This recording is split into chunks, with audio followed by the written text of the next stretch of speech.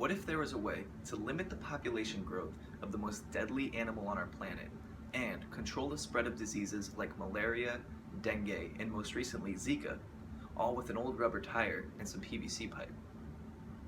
That'd be pretty cool, huh? According to the World Health Organization, the viruses that mosquitoes carry kill almost 1 million humans every year.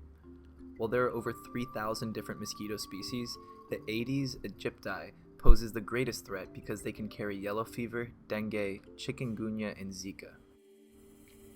Mosquito-borne diseases exist most prominently around the equator, where tropical climates and impoverished, underdeveloped communities allow mosquito populations and diseases to flourish.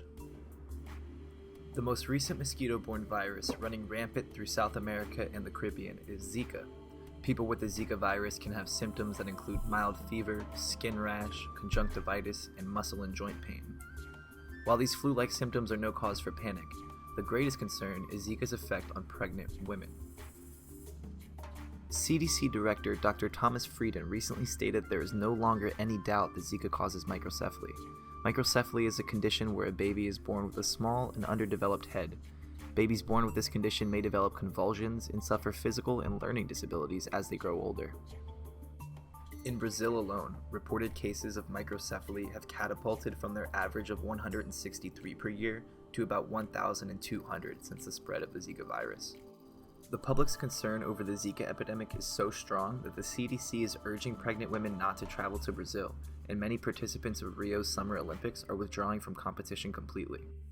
Unfortunately, there's no vaccine for Zika, and experts don't expect a vaccine to be created and finish testing for another 2 to 3 years. This begs the question, what can we do in the meantime? Scientists at Grand Challenge Canada have successfully created and tested a low-cost and environmentally friendly way of destroying the eggs of the Aedes mosquito.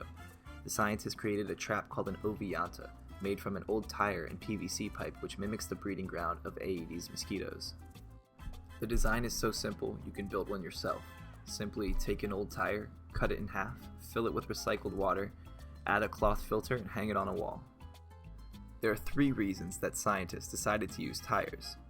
They represent 29% of the breeding sites chosen by Aedes mosquitoes, they're readily available in low-resource communities, and recycling tires offers an opportunity to clean up the local environment.